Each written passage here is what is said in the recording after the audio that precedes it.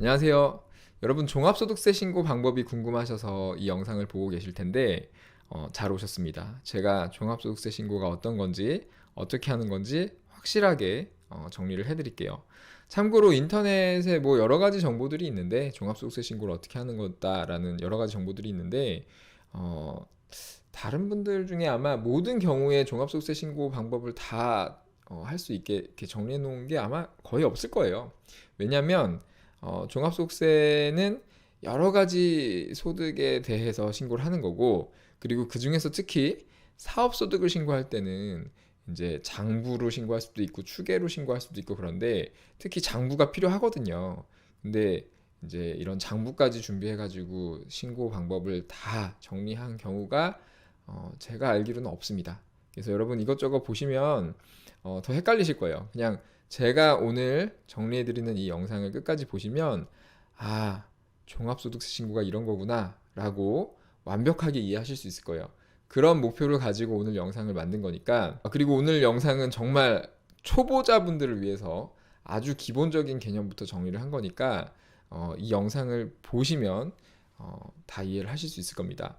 특히 오늘 영상에서요, 우리가 종합소득세 신고를 이해하기 위해서 반드시 알아야 되는 두 가지 개념을 말씀드렸어요.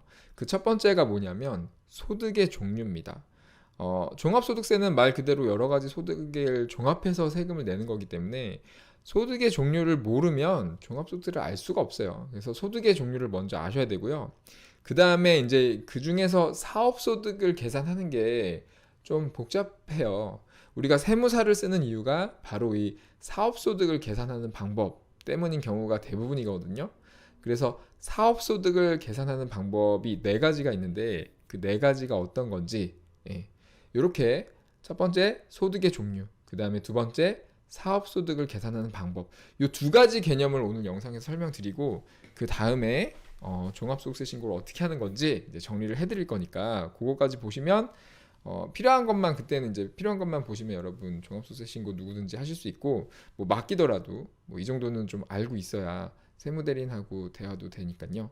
이렇게 알아두셨으면 좋겠고요. 참고로 제가 작년에 네이버 비즈니스 스쿨에서도 종합소득세 신고 방법, 뭐 기본 개념부터 신고 방법까지 다 정리를 했었고, 배달의 민족에서도 다 정리를 했었고, 그리고 이제 뭐 네이버하고 배달의 민족 말고 다른 플랫폼들 있잖아요. 뭐 여기저기서 연락이 많이 오는데 지금 바빠가지고 제가 못하고 있는데 아무튼 제가 뭐 제 자랑을 하려고 그러는 게 아니고 종합소득세 신고만큼은 자신이 있다. 다 정리가 끝났다. 그냥 제 거 보시면 된다. 그러니까 그냥 믿고 이게 끝까지 봐주시면 다 해결이 될 겁니다. 오늘 영상이 조금 길지만 뭐 이것저것 보시는 것보다는 그냥 이거 하나 쭉 보시는 게 훨씬 시간을 많이 아낄 수 있는 방법일 거예요. 자, 그럼 영상 보시면서 좀 궁금한 거 있으시면 댓글로 남겨주시면 제가 열심히 답변 드리도록 하겠습니다. 감사합니다. 사업자라면 꼭 알아야 할 세금, 회계, 노무, 마케팅. 종합소득세 신고를 잘 모르겠다 하시는 분들이 오늘 영상을 보시면 될 것 같아요. 그렇게 준비를 했어요. 그래서 종합소득세 신고가 이런 거구나. 나는 이렇게 하면 되는구나를 알 수 있게 되게 쉽게 준비를 해봤고요. 그래서 오늘 순서를 어떻게 준비했냐면 종합소득세 신고를, 이거 육하 원칙이죠. 누가 언제 무엇을 어떻게 어디서 왜 해야 되는지 이렇게 말씀드릴 건데, 사실 여기서 어디서 하고 왜는 별로 필요 없죠. 어디서 다 아시잖아요. 국세청에서 하면 되고, 인터넷에 국세청 홈택스 있죠. 거기에서 그냥 인터넷에서 신고할 수 있어요. 전자신고라고 하는데 거기에서 하셔도 되고, 아니면 관할 세무서 가시면 이제 종이 신고서도 있거든요. 저희 카페에 다 있어요. 그거 출력해가지고 거기다 써서 이제 서면으로 제출해도 됩니다. 그렇게 해도 되는데 전자신고를 하는 게 편하죠. 똑같아요, 두 개 다 양식이. 그 다음에 왜 해야 되냐? 이거는 이제 법이 그렇게 돼 있어서 소득세잖아요. 종합소득세. 이 소득에 대한 세금이에요. 그러니까 우리가 소득이 있으면 거기에 대해서 내야 되는 세금이기 때문에 외에는 이제 소득이 있으니까 세금을 내야 된다. 뭐 그 이상 제가 말씀을 못 드리겠습니다. 그래서 오늘은 이 종합소득세 신고를 누가 언제 무엇을 어떻게 이렇게 네 가지로 말씀드릴 건데, 사실 이 중에서 누가가 제일 뭔가 설명이 많아. 누가가 제일 어렵고 어렵지도 않아요. 설명이 많은 거예요. 나머지는 간단하니까 누가가 좀 길다고 해서 여러분 긴장하실 필요가 없습니다. 누가만 잘 이해하시면 나머지는 쉬워요. 자, 그럼 제 두 개는 빼고 이제 요 네 개를 가지고 설명드릴 거예요. 자, 그러면 누가를 먼저 해볼게요. 누가. 종합소득세 신고 누가 해야 되냐? 여러분 아세요? 누가 해야 되죠? 누가 해야 되죠? 종합소득세 신고? 종합소득세. 뭐 종합은 뭔지 모르겠고 소득세니까 소득이 있는 사람? 이렇게 생각할 수 있겠죠. 예, 소득이 있는 사람이 신고하는 거예요. 소득이 있는 사람. 근데 소득이 있는 사람은 정확한 표현은 아닙니다. 여기에서 소득이 구분이 돼야 돼요. 소득이 종류가 있거든요. 그래서 특정한 소득이 있는 사람이 이제 종합소득세 신고를 하는 거고, 그리고 이제 여기에 또 사람, 누구나 다 하는 건 아니에요. 예. 특정한 소득이 있어도 사람 조건에 해당이 안 되면 종합소득세 신고를 이제 안 해도 되는 거예요. 그래서 이 두 가지 조건을 먼저 알아야 돼요. 소득 기준하고 사람 기준하고. 그래서 먼저 사람 기준을 먼저 보면요. 소득세법을 보면 소득세법 2조에 이렇게 돼 있어요. 다음 각 호의 어느 하나에 해당하는 개인은, 그러니까 개인은 우리 개인 아니면 법인인데, 그죠?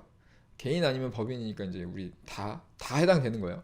개인은, 법인은 법인세 내는 거고, 이 법에 따라 각자의 소득에 대한 소득세를 납부할 의무를 진다.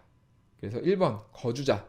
그래서 여러분 아마 거주자에 다 해당이 되실 건데, 이게 사전에서 찾는 그 거주자가 아니고 소득세법에서 정의하는 거주자 정의가 있거든요. 이 거주자가 중요하죠. 그래서 거주자 좀 이따 볼 거고. 그리고 비거주자인데 거주자가 아닌데 국내에 원천 소득이 있는 개인이면 또 소득세 신고를 해야 돼. 근데 여기서 이제 중요한 게 이제 거주자의 개념을 이해하는 게 중요하니까 이거 잠깐 보면 소득세법 1조의 2에 이렇게 나와 있어요. 거주자란 국내에 주소를 두거나 183일 이상의 거소를 둔 개인을 말한다. 그래서 만약에 여기에 해당이 이건 그냥 넘어갈게요. 여기에 해당이 되시면 이제 사람에는 기준이 되는 거예요. 아마 이거 보고 계신 분들은 다 해당이 되겠죠. 그러면 이제 소득 조건은 뭐냐? 소득 조건. 이게 이제 좀 생소하실 건데 이거 반드시 아셔야 돼요. 소득이 있는 사람은 다 내야 되는데 모든 소득은 아니에요. 그래서 소득의 종류를 좀 구분할 필요가 있어요. 자, 그래서 소득이 있는데 소득의 종류가 뭔지를 구분을 해야 되는데요. 소득세법에 보면은 개인의 소득을 8가지로 구분을 해놨어요. 8가지. 여러분 이거 뭔지 아셔야 되는데 이거 아세요? 8가지 소득이 있다. 어떻게 구분된다라는 건 아셔야 되고, 사실 이 8가지 소득도 다 아셔야 된다고 전 생각하는데 아직 잘 모르시는 분들이 많죠. 저도 몰랐습니다. 이런 걸 왜 안 가르쳐 주는지 진짜 모르겠는데 이렇게 돼요. 자, 사업소득, 근로소득, 이자소득, 배당소득, 연금소득, 기타소득, 양도소득, 퇴직소득, 이렇게 8가지로 구분이 되는 거예요. 그러니까 사실 여기 기타소득만 빼고, 기타소득 빼고 나머지 7개 소득으로 구분이 되고 나머지 그 외의 소득을 다 기타소득이라고 하는 거죠. 그래서 이제 8가지 소득으로 구분을 하는 건데, 그러면 종합소득세 신고라는 거는 이 8가지 소득을 다 합쳐가지고 내는 거냐? 그건 또 아니에요. 왜 그게 아니냐면 이 중에서 이제 이 양도소득하고 퇴직소득은 좀 다르잖아요. 이거는 나머지 소득은 언제든지 발생할 수 있는데 양도소득하고 퇴직소득은, 예를 들어서 퇴직소득은 한 회사를 한 30년 다니고 퇴사를 하면 30년에 한 번 발생하는 소득이잖아요. 그러니까 이런 건 좀 빼서 과세를 하겠다. 양도소득도 집을 뭐 1년마다 팔 수도 있겠지만 보통 그렇지 않잖아요. 뭐 10년, 20년 있다 팔잖아요. 그러니까 이런 것들은 좀 빼가지고 구분을 하는 거예요. 이런 거를 이제 따로 과세를 한다. 과세 이제 세금을 매기는 거죠. 분류과세를 한다고 하는 거고요. 이게 합리적이죠, 이렇게 하는 게. 그래서 여기 양도소득하고 퇴직소득은 분류과세를 하는 거고요. 나머지 6가지 소득, 그 아까 소득세법에서 나눈 8가지 중에 요거 2개 빼고 나머지 6가지 소득에 대해서 이제 종합과세를 하는 거예요. 네, 종합과세. 네, 이렇게. 그러니까 종합소득세의 대상이 뭔지 아시겠죠? 종합과세 대상 소득이에요. 요 6가지 소득, 사업소득, 근로소득, 이자소득, 배당소득, 연금소득, 기타소득, 이 소득 중에 하나라도 있으면 이제 종합소득세를 신고해야 되는 거예요. 이게 여러 가지 있으면 다 합쳐가지고 하는 거고. 근데 좀 이상하죠? 우리가 보통 종합소득세 신고는 사업자만 하잖아요. 사업소득이 있으면 해야 돼. 왜냐면 사업소득은 무조건 종합과세 대상이거든요. 그래서 종합소득세 신고해야 되거든요. 근데 근로소득도 사실 종합과세 대상인데 아니죠. 안 하죠. 종합소득세 신고. 근데 왜 이게 여기 있을까? 그리고 우리 이자 많이 받는데 은행에서 매년 받잖아요. 조금이라도. 근데 이자 소득 있다고 사업자 아닌 사람들은 종합소득세 신고 안 하잖아요. 그게 왜 그러냐면 사업소득은 무조건 종합과세 대상인데 사업소득 빼고 나머지 소득들은 전부 다 분리과세라는 게 있어요. 그러니까 금액에 따라서 달라져요. 종합과세가 될 수도 있고 분리과세를 할 수도 있어요. 그래서 예를 들면 근로소득은 상용근로소득하고 일용근로소득이 있는데 일용근로소득은 그냥 2.7%예요. 하루에 15만 원까지는 세금 없고 기본공제고 그 이상에 대해서만 2.7% 단일세율로 분리과세. 그 다음에 이자소득하고 배당소득 이 두 가지는 합쳐가지고 금융소득이라고 하거든요. 그래서 금융소득 이 두 가지 금융소득은 합쳐서 1년에 2천만 원까지는 분리과세를 합니다. 14% 세율로. 그리고 그게 넘어가면 이제 종합과세 대상이 되는 거예요. 종합과세 대상이 되면 이제 누진제잖아요. 이게 종합과세 하는 이유가 많이 버는 사람한테 높은 세율 적용하려고 하는 거잖아요. 근데 2천만 원까지는 14%만 낸다. 그다음에 연금소득도 연금에 따라서 이제 그 분리과세 뭐 있고 기타 소득도 300만 원까지는 분리과세랑 종합과세 선택할 수 있고. 그러니까 이게 달라져요. 달라지고 그리고 근로소득도 보면 근로소득은 상용근로소득 아니면 일용근로소득이거든요. 소득세법에서 이렇게 두 가지로 구분해놨는데 일용근로소득은 분리과세 하니까 종합소득세 신고 안 해. 근데 상용근로소득 우리가 보통 얘기하는 정직원들, 회사원들 이런 분들은 이제 상용근로소득은 종합과세 대상이면은 당연히 종합소득세 신고를 해야 되는데 안 하잖아. 안 하잖아요. 그죠? 저도 회사 다닐 때 이거 전혀 몰랐는데 이런 거 해야 되는 거. 해야 되는지조차 몰랐어. 근데 해야 되는 거예요, 원래. 근데 안 해. 왜 안 하냐?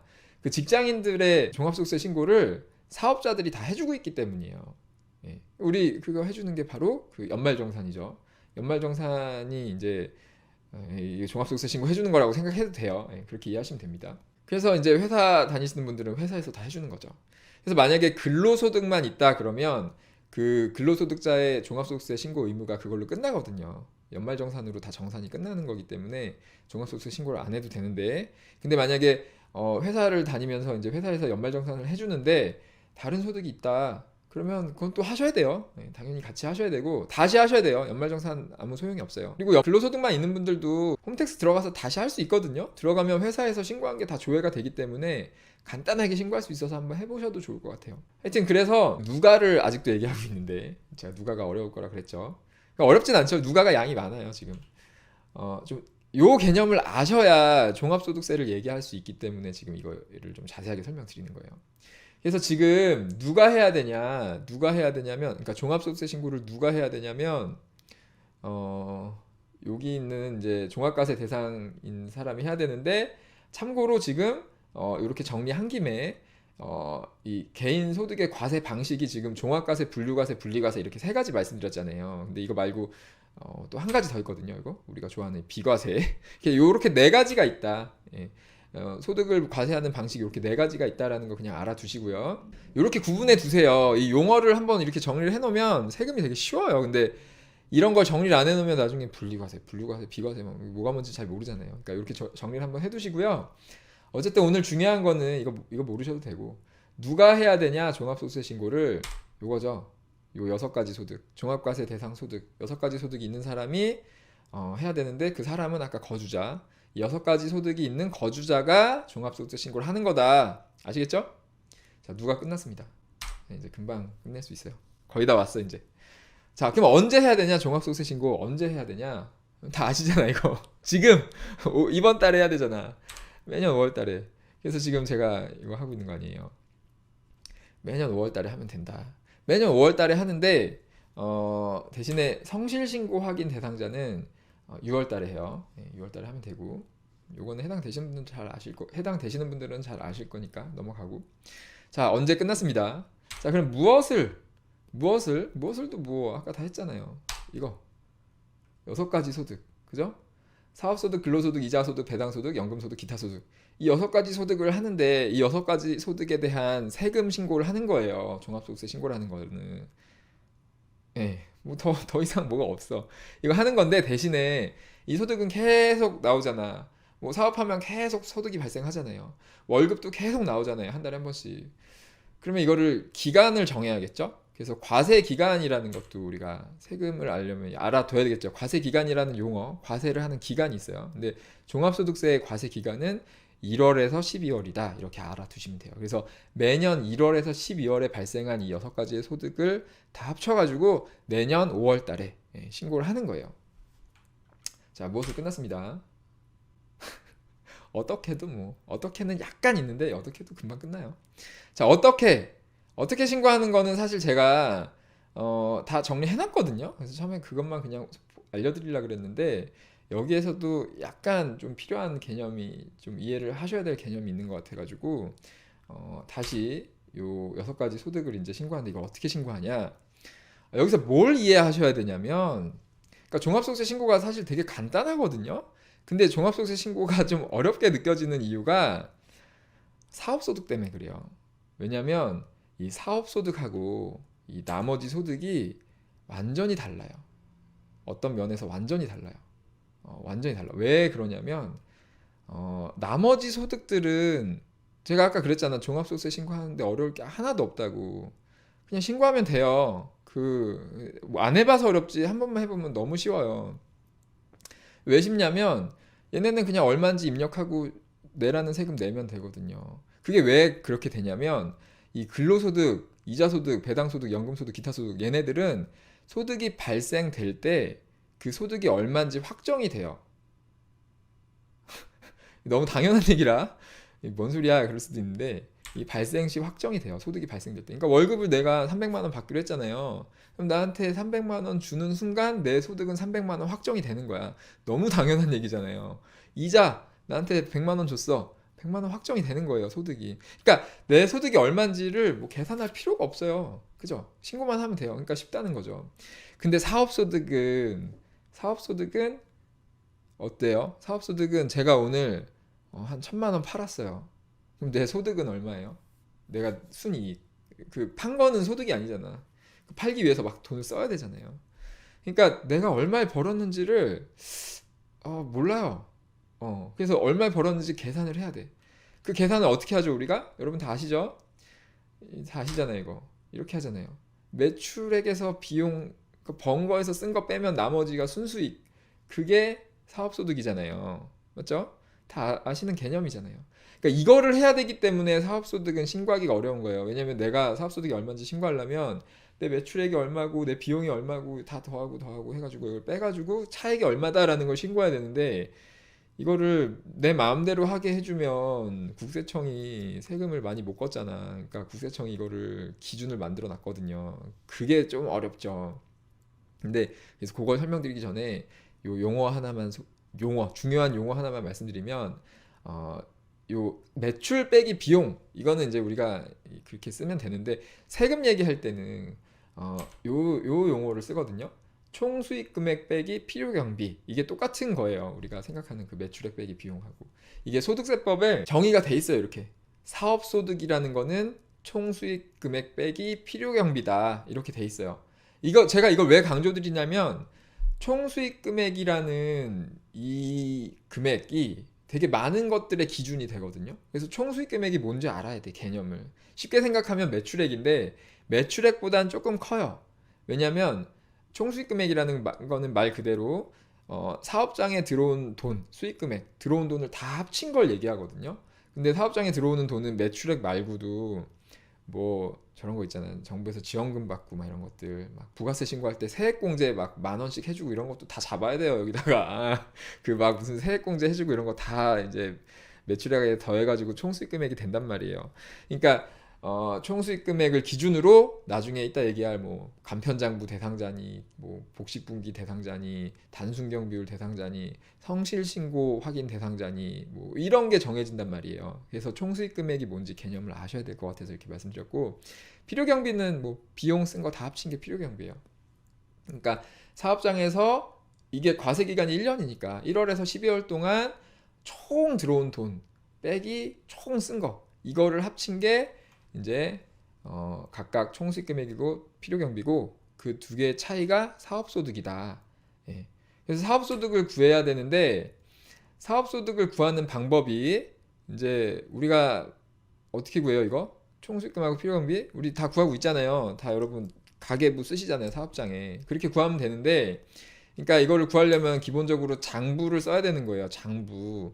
근데 장부를 내 마음대로 쓰면 내 마음대로 써서 신고하면 내가 막 매출은 좀 총수익 금액은 작게 잡고 필요경비 많이 잡고 막 이렇게 할 수 있잖아요. 그러니까 그렇게 하지 말고, 그리고 막 마음대로 양식도 없이 쓰면 확인하기도 어렵잖아요. 국세청이 검사하기도 어렵잖아요. 그러니까 국세청이 장부 양식을 정해놨어요. 두 가지로. 원래는 이제 복식장부라는 걸로 해야 되는데 복식장부가 조금 어려울 수 있죠. 옛날에는 어려웠죠. 뭐 이게 툴이 없으니까. 근데 지금은 엑셀만 쓰셔도 다 하는데, 아무튼 조금만 공부하시면 그렇게 어렵지 않거든요. 제가 다 올려놨습니다. 이따 알려드릴게요. 근데 어쨌든 복식장부 좀 어려우면 간편장부로 해라. 좀 영세한 사업자들은 간편장부로 할 수 있게 다 해놨어요. 그래서 간편장부는 우리가 쓰는 가계부랑 똑같은 거라고 생각하시면 돼요. 간편장부랑 복식장부 둘 중에 하나로 신고를 해야 된다. 네. 근데 문제가 있죠. 만약에 사업자가 전국에 뭐 몇백만 명의 사업자가 있는데 이거 다 쓰겠어, 장부를? 안 쓰는 사람들 있잖아요, 장부. 안 쓰면 어떻게 할 거야? 안 쓰면 어떻게 해요? 국세청이 다 써줄 수 없잖아요, 장부를. 안 쓰면 어떻게 해요? 안 썼을 때 이제 대비한 방법이 또 있습니다. 사업소득을 구하는 방법. 그래서 지금 사업소득을 구하는 방법을 말씀드리는 거예요. 먼저 간편장부랑 복식장부를 하는 방법이 있고, 장부를 안 썼을 때는 이제 그 사업소득을 추정해서 계산해요. 추정해서. 그래서 추계신고라는 게 있고요. 추계신고. 어떻게 추정을 하냐면, 경비율이라는 걸 써요. 경비율. 예를 들면, 국세청이 다른 건 모르겠는데, 총수익 금액은 다 알아요. 일단 신고된 금액은 알잖아. 그걸 기준으로 경비를 잡는 거예요. 그걸 기준으로 필요 경비가 얼마인지를 계산하면, 그러면은 예를 들어서 총수익 금액이 1억이야. 근데 경비를 한 5천만 원으로 잡았어. 그럼 1억에서 5천만 원 빼면 사업소득은 5천만 원이 되는 거잖아요. 그런 식으로. 근데 경비를 지금 말씀드린 게 이제 50%를 잡은 거죠. 그 경비율을 잡는 건데, 경비율 잡는 거에도 두 가지 방법이 있습니다. 두 가지가 단순 경비율하고 기준 경비율. 그래서 단순 경비율이 방금 예를 들은 것처럼 그 50%다. 그러면 총수익 금액의 50%가 경비다. 이런 식으로 계산하는 거예요. 그리고 기준 경비율. 그러니까 단순 경비율이 좀 좋아요. 왜냐하면 예를 들면 음식점 같은 경우는 단순 경비율이 거의 90% 정도 돼요. 보통 업종마다 조금씩 다른데, 그러면 1억 벌면 매출 1억이면 90%를 그냥 경비로 잡아주니까 1,000만 원만 소득으로 신고하면 되거든요. 좋잖아요. 근데 이제 음식점은 1년 매출 총수익 금액이 3,600만 원이 넘으면 단순 경비율 대상이 아니어가지고 거의 뭐 현실성이 없죠. 그래서 거의 기준 경비율로 이제 세금 신고가 되는 거고, 그러면은 세금이 보통 많이 나오죠. 그래서 웬만하면 장부로 신고하는 게 맞습니다. 그리고 이게 보통 신고서 안내문 보면은 기장 의무라고 해서 간편장부, 복식장부 둘 중에 하나가 나와요. 당신의 기장 의무는 간편장부입니다, 복식장부입니다, 이렇게 나오고요. 그 다음에 추계 신고 시에는 단순 경비율 적용이다, 기준 경비율 적용이다, 이렇게 나와요. 그래서 간편장부나 복식장부 중에 하나가 뜨고, 그 다음에 단순 경비율이나 기준 경비율 중에 하나가 떠요. 근데 그거 보고 내가 간편장부 대상자면서 이제 단순 경비율 이렇게 뜨면은, 나는 단순 경비율로 신고해도 되는구나, 이렇게 또 생각하시는데 아니에요. 기본적으로 장부를 신고를 안 하면 그 무기장 가산세가 있습니다. 가산세가 있기 때문에 요것도 잘 생각하셔야 돼요. 근데 뭐 소득세법에서 얘기하는 소규모 사업자, 뭐 신규 사업자나 뭐 이런 거에 해당이 되면 뭐 이제 가산세 대상이 아니긴 하는데 무기장 가산세가 뭐 면제가 되죠. 아무튼 간에 요렇게 된다. 사업자가 사업소득을 계산을 하는 방법이 이렇게 네 가지가 있다. 예, 요게 생소한 개념이잖아요. 그래서 요게 좀 어려우실 것 같아서 여기까지 정리를 했고요. 그래서 요렇게 사업소득을 계산을 하시면 돼요. 우리가 세무사를 쓰는 이유가 요걸 잘 못하니까, 요것 때문에 이제 세무사를 쓰는 건데, 사업자들이. 요게 사실은 단순 경비율이나 기준 경비율은 제가 좀 이따 올려놓은 알려드릴 제가 올려놓은 그것만 보시면 뭐 누구든지 그냥 금방 할 수 있는 거고, 그 다음에 간편장부나 복식장부는 이제 장부를 써야 되니까 좀 준비를 하셔야 되는데, 뭐 공부해서 쓰겠다 그러면 제가 올려드린 게 장부 보고 엑셀에다 써가지고 하시면 되고, 그 엑셀 양식이 국세청 종합소득세 신고 양식, 법인세 신고 양식에 맞게 만들어 놨거든요. 그래서 그거 보고 쓰시면 되고, 근데 나는 그래도 모르겠다. 그럼 이제 맡기시면 되고. 근데 이제 아까 말씀드렸지만 그 총수익 금액을 기준으로 해서 전년도의 총수익 금액 기준이 일정 금액이 넘어가면 외부 조정 대상자 또는 성실신고 확인 대상자 이렇게 돼요. 그러면 반드시 세무사한테 맡겨야 됩니다. 외부 조정이라는 게 그 맡기란 얘기거든요. 아무튼 그렇게 해서 사업소득을 뭐 세무대리인한테 맡기든 내가 뭐 직접 계산을 하던 이렇게 해서 사업소득을 구한 다음에 이제 이 나머지 소득들은 쉬우니까 요걸 다 합쳐가지고 종합소득세 신고를 하면 됩니다. 자, 요렇게 이제 6개의 소득을 합치면 되는데 제 PPT 준비한 건 여기까지고요. 이걸 합쳐갖고 어떻게 하냐 그거까지 말씀드릴게요. 제가 카페에다가 저희 카페에 오시면 자영업해 보는 거 네이버 카페 영상 밑에 고정 댓글 해놓을게요.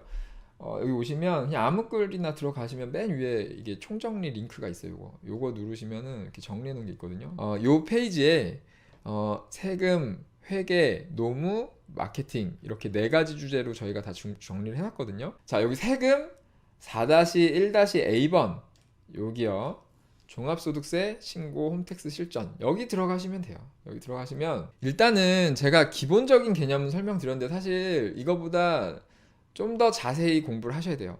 요거 보시면 됩니다. 요거 제가 이게 단순히 종합소득세만 설명드린 게 아니고 이게 기본적인 세금이기 때문에 이거를 설명드리면서 세금을 이해하는 데 필요한 기본적인 개념들을 다 넣어놨거든요. 여기다가 그러니까 요 영상 40분짜리인데 몇 번 반복해서 보세요. 체크리스트도 다 해놨으니까 여기 딱 보고 체크리스트 뒤에 예를 들면 여기에 내가 뭐 모르는 게 있다 그러면 그 부분은 자꾸 반복해서 보세요. 여기에 있는 개념만 알면요 종합소득세는 쉽고요.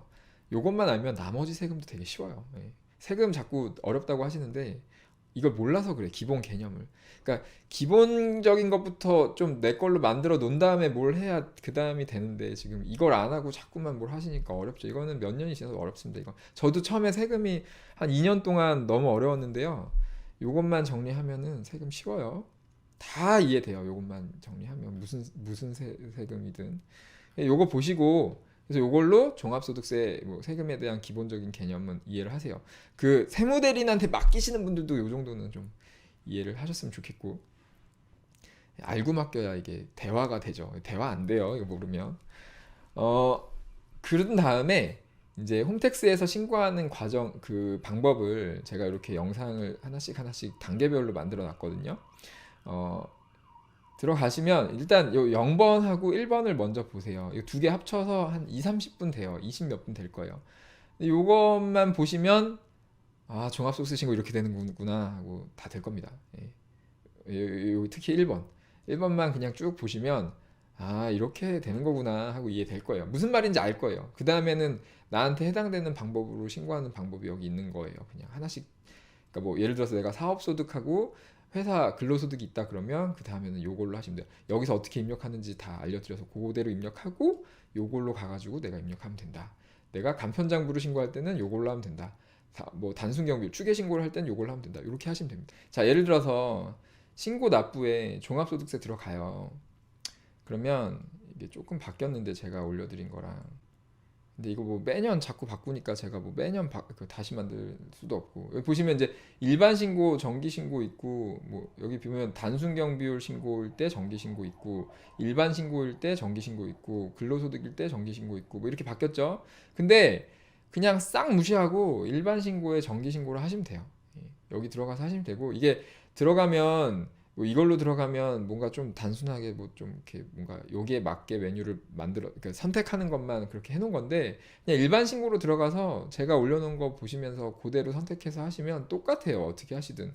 그리고 이거 보여드리기 전에 그 신고 유형도 보시면 그 종합소득세 신고 유형이라는 게 되게 복잡하게 나눠져 있거든요. 이렇게 무슨 S유형, A유형 해가지고 엄청 많아요. 근데 엄청 많은데 이것도 아무것도 아니에요. 그냥 신경 안 써도 돼요. 보지 말고 그냥 그 일반 신고로 들어가서 신고하시면 돼요. 거기에서 내가 간편장부인지 복식장부인지 사업소득이 있는지 기타 소득 뭐 금융소득 근로소득 뭐가 있는지 이런 것만 체크 잘 하시면 이런 거 신경 쓸 필요가 하나도 없습니다. 근데 뭔지는 좀 알아두시면 좋겠죠. 여기 정리해놨으니까요.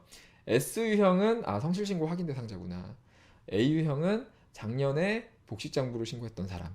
이 외부 조정이 복식장부로 신고한 거. 그러니까 그 세무사 맡긴 사람. 그러니까 자기 조정, 외부 조정이 복식장부로 신고하는 건데 요 용어도 알아두세요. 외부 조정, 자기 조정.